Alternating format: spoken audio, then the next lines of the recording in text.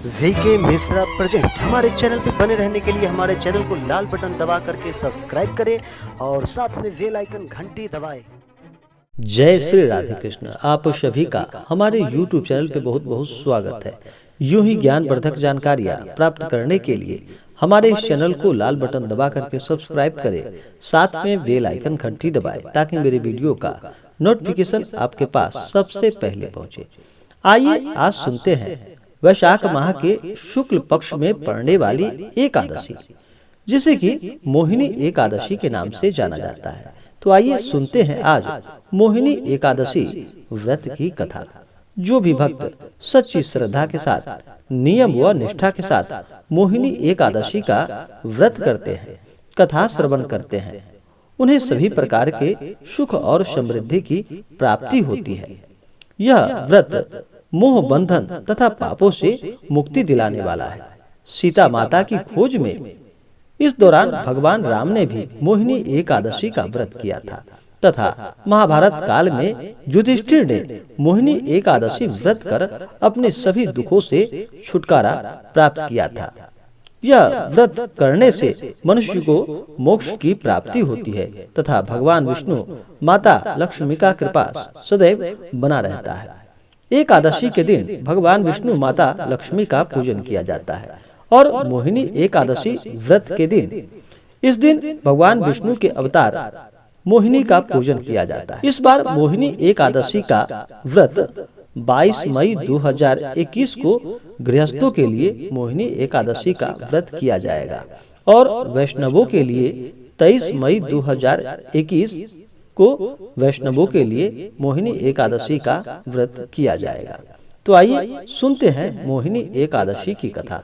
तो बोलिए प्रेम से भगवान विष्णु की जय, माता लक्ष्मी की जय। बहुत समय पहले की बात है कि सरस्वती नदी के किनारे भद्रावती नाम की एक नगरी बसी थी। उस नगरी में द्युतिमान नामक राजा राज्य किया करता था।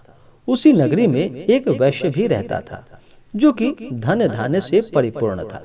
उसका नाम धनपाल था। वह अत्यंत धर्मात्मा तथा नारायण भक्त था। उसने नगर में अनेकों भोजनालय, प्याऊ, कुएं, तालाब, धर्मशालाएं आदि बनवाए। सड़कों के किनारे आम, जामुन, नीम आदि के वृक्ष लगवाए, जिससे कि पथिकों को सुख प्राप्त हो सके। उस वैश्य के 5 पुत्र थे, जिनमें सबसे बड़ा पुत्र अत्यंत पापी व दुष्ट था। वह वैश्याओं और दुष्टों की संगति करता था। इससे जो समय बचता उसे वह जुआ खेलने में व्यतीत करता था।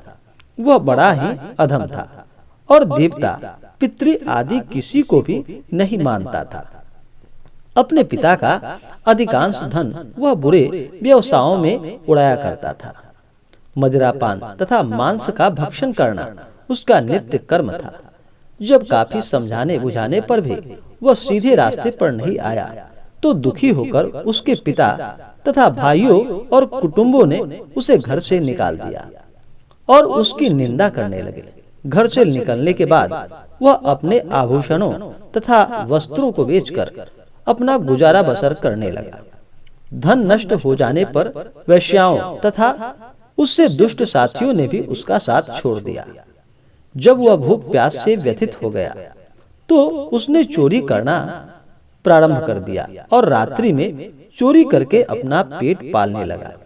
लेकिन एक दिन वह पकड़ा गया, किंतु सिपाहियों ने वैश्य का पुत्र जानकर उसे छोड़ दिया। जब वह दूसरी बार पुनः पकड़ा गया तब सिपाहियों ने भी उसकी कोई लिहाज नहीं की और राजा के सामने प्रस्तुत करके उसे सारी बातें बताई।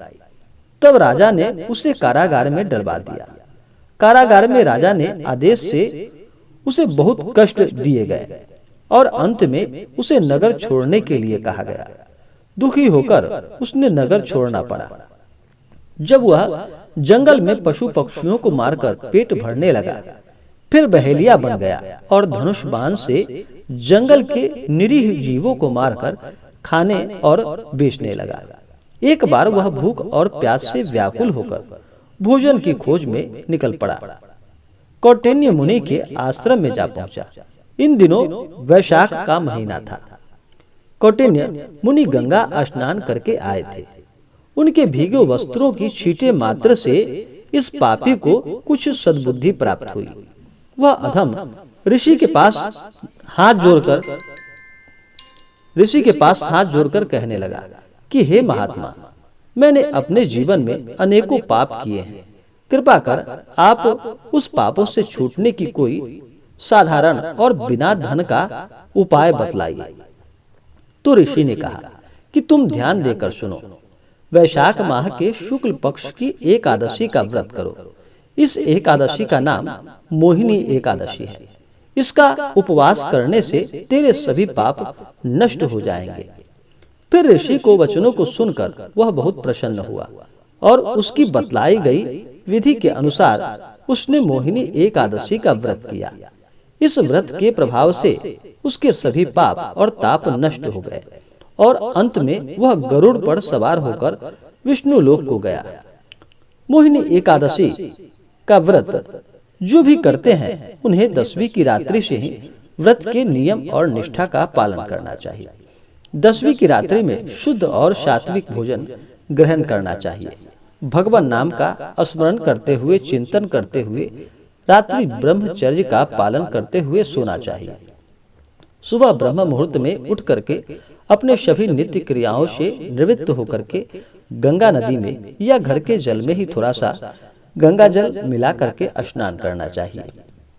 फिर शुद्ध वस्त्र धारण करके मन में संकल्प लेना चाहिए कि हे भगवान विष्णु, हे माता लक्ष्मी, आज मैं आपके मोहिनी एकादशी का व्रत करने जा रहा हूँ या करने जा रही हूँ। इस प्रकार से मन में संकल्प लें और भगवान विष्णु से प्रार्थना करें। माता लक्ष्मी से आपके मन में जो भी इच्छा हो, जो भी कामना हो, उन्हें कहें। एकादशी व्रत में दिन भर उपवास रह जाता है। इस दिन अन्न का सेवन नहीं करना चाहिए। अगर उपवास ना रह पाए तो एक समय फलाहार ग्रहण करें। दिन भर व्रत उपवास रहते हुए भगवान का 2 समय सुबह और शाम के वक्त पूजन करें। पूजन करते हुए रात्रि में जागरण करते हुए अगर एकादशी के दिन जागरण करते हैं तो इसका कई गुना पुण्य फल प्राप्त होता है। एकादशी को जागरण करते हुए, भजन कीर्तन करते हुए, कथा श्रवण करते हुए सुबह फिर उठ करके अपने सभी नित्य क्रियाओं से निवृत्त होकर के गंगा नदी या घर के जल में ही थोड़ा सा गंगा जल मिला करके स्नान कर ले। शुद्ध वस्त्र धारण करके उसके बाद भगवान का पूजन करके, इष्ट देवता का पूजन करके ब्राह्मणों को भोजन कराए, ब्राह्मणों को दान और दक्षिणा दे, गरीबों को भोजन कराए। इससे अनंत पुण्य फलों की प्राप्ति होगी। मोहिनी एकादशी व्रत में इस बार कुशोदकेन पारण यानी कि कुशा के जल से इस बार पारण किया जाएगा। जो भी भक्त सच्ची श्रद्धा के साथ, नियम व निष्ठा के साथ मोहिनी एकादशी का व्रत करते हैं, मोहिनी एकादशी व्रत का कथा श्रवण करते हैं, भगवान विष्णु माता लक्ष्मी कृपा से उनके सभी पाप और ताप नष्ट होते हैं, सुख और समृद्धि की प्राप्ति होती है। तो बोलिए प्रेम से भगवान विष्णु की जय, माता लक्ष्मी की जय। तो आशा करता हूँ कि यह जानकारी आपको अच्छा लगा हो। ऐसे ही ज्ञानवर्धक जानकारियाँ प्राप्त करने के लिए हमारे चैनल को लाल बटन दबा करके सब्सक्राइब करें, साथ में बेल आइकन घंटी दबाएं ताकि मेरे वीडियो का नोटिफिकेशन आपके पास सबसे पहले पहुंचे। वीडियो को लाइक और अपने मित्रों तथा दोस्तों के साथ शेयर करें।